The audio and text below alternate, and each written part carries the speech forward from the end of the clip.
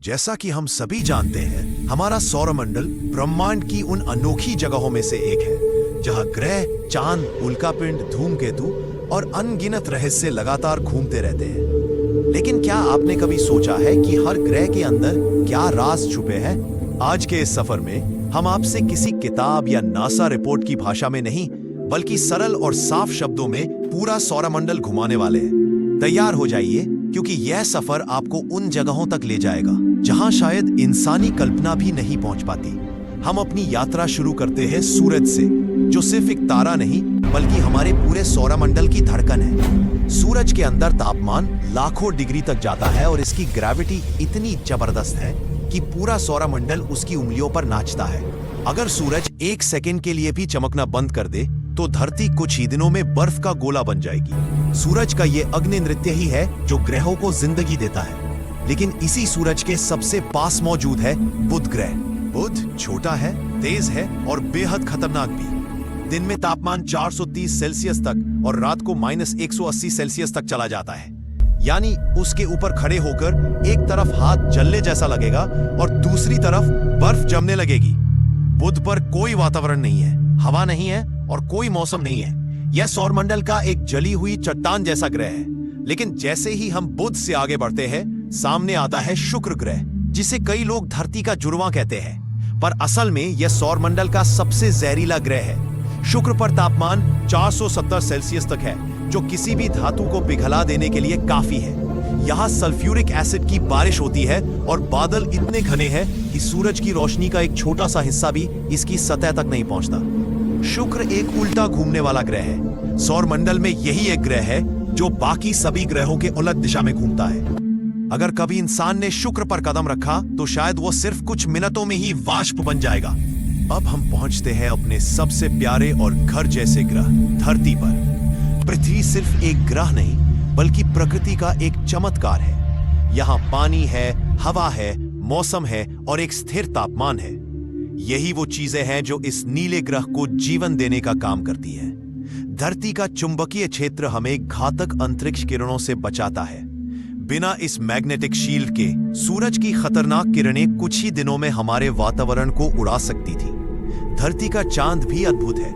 इसी चांद की वजह से हमारी धरती घूमने में स्थिर रहती है, ज्वार भाटा बनते हैं और रात में रोशनी भी मिलती है। चांद पर गहरे गड्ढे हैं, ऊंचे पहाड़ हैं और एकदम शांत सन्नाटा, जहां ना हवा है ना आवाज। धरती से आगे बढ़ते हुए हम आते हैं मंगल ग्रह पर, लाल ग्रह, जिस पर इंसान का सबसे ज्यादा ध्यान है।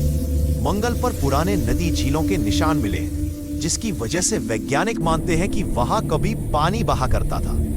मंगल पर पहाड़ियों में ओलंपस मॉन्स नाम का ज्वालामुखी है, जो माउंट एवरेस्ट से 3 गुना बड़ा है। यहाँ वायुमंडल बहुत पतला है, तापमान बहुत कम है और धूल आंधियां इतनी तेज चलती हैं कि पूरे ग्रह को महीनों तक ढक देती हैं। लेकिन फिर भी इंसान का पहला घर मंगल ही हो सकता है।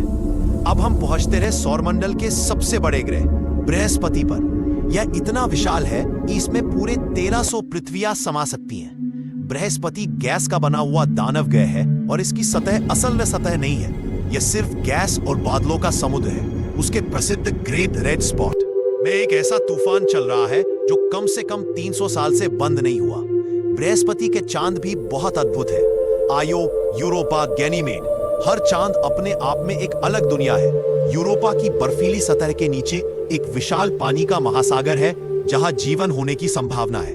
बृहस्पति छोड़ते ही हम पहुंचते हैं शनि ग्रह पर, सौरमंडल का सबसे खूबसूरत ग्रह, जिसकी रिंग्स यानी छल्ले उसे किसी ब्रह्मांडीय गहने जैसा बनाते हैं। ये छल्ले असल में बर्फ, पत्थर और धूल के लाखों करोड़ों कणों से बने हैं। शनि के पास 140 से भी ज्यादा चांद हैं, जिनमें से टाइटन सबसे दिलचस्प है। टाइटन पर मीथेन की झीलें हैं, बादल है, बारिश है और ऐसा वातावरण है जो किसी दूसरे धूमकेतु या ग्रह से बिल्कुल अलग है।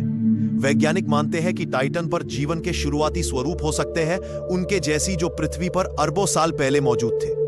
अब बात करते हैं यूरेनस की, सौरमंडल का सबसे अजीब ग्रह। ये किसी गेंद की तरह अपनी करवट पर लेटा हुआ घूमता है। ऐसा माना जाता है कि किसी विशाल वस्तु ने लाखों साल पहले इसे टक्कर मारी और इसकी दूरी ही बदल दी। यहाँ तापमान -224 डिग्री सेल्सियस तक चला जाता है, जो इसे सबसे ठंडा ग्रह बनाता है। इसकी नीली चमक मीथेन गैस की वजह से है। यूरेनस के छल्ले भी है, पर वे इतने पतले हैं कि नग्न आंखों से दिखाई नहीं देते। अगला ग्रह है नेपच्यून, सौरमंडल का सबसे तेज हवा वाला ग्रह। इसकी हवाएं 2100 किलोमीटर प्रति घंटा की रफ्तार से बहती है, जो किसी भी तूफान को बच्चों का खेल बना देती है। नेपच्यून गहरे नीले रंग का दिखाई देता है और इसके बाद हमारा सौरमंडल धीरे धीरे अंधेरे में खोने लगता है। लेकिन सफर यहां खत्म नहीं होता। ग्रहों के आगे है काइपर बेल्ट, जहां चारों तरफ बर्फीले पिंड, छोटे छोटे ग्रह और प्लूटो मौजूद है। प्लूटो छोटा जरूर है, लेकिन बेहद दिलचस्प है। इसकी सतह दिल के आकार वाले बर्फीले क्षेत्र से ढकी हुई है। प्लूटो के चांद कैरन के साथ इसका नृत्य इतना अनोखा है कि दोनों एक दूसरे के चारों ओर नहीं, बल्कि एक साझा बिंदु के चारों ओर घूमते हैं। प्लूटो के आगे है ऑर्ट क्लाउड, एक ऐसी बर्फीली दुनिया जिसकी सीमा इतनी दूर है कि वहां से सूर्य सिर्फ एक चमकती हुई तारे जैसा दिखाई देता है। और यही वह जगह है जहां हमारा सौरमंडल खत्म होता है, या शायद शुरू होता है। इस लंबे सफर में हमने देखा कि हमारा सौरमंडल सिर्फ ग्रहों का समूह नहीं, बल्कि अनगिनत रहस्यों की किताब है।